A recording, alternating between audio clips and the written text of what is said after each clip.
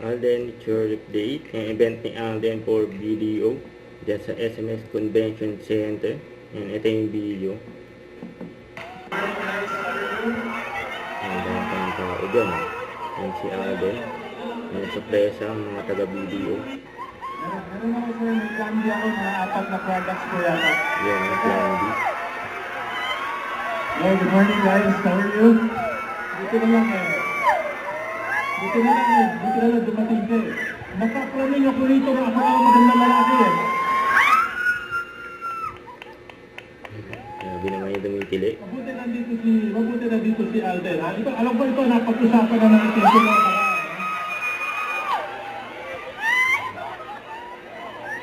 Ilit pa nga yung mga nandyan. Ano,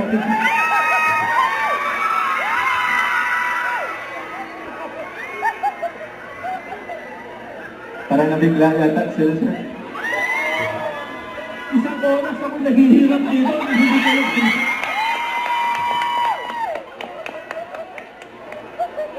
Okay. Dali. Para makinig kayo doon. Ito napag-usapan na namin eh. Pero Alden, for the benefit ng mga marites na nandito lahat ngayon, ha?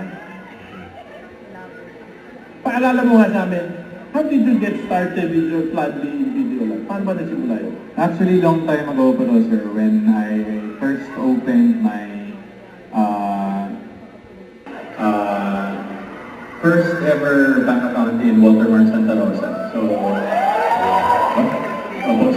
ever since nga, of course, hindi naman pulingin sa kaalaman ng lahat, I've been a very loyal client of video, even way before I became an ambassador.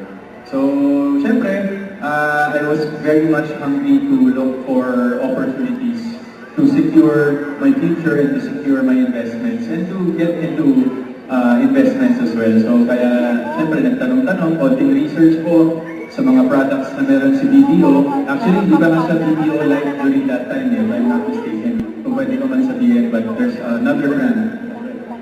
Okay. Yes po, so it then eventually got converted to BDO Live.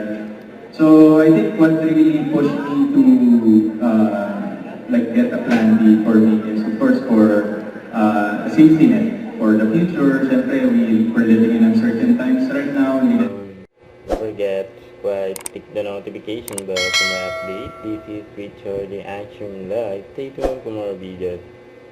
See ya.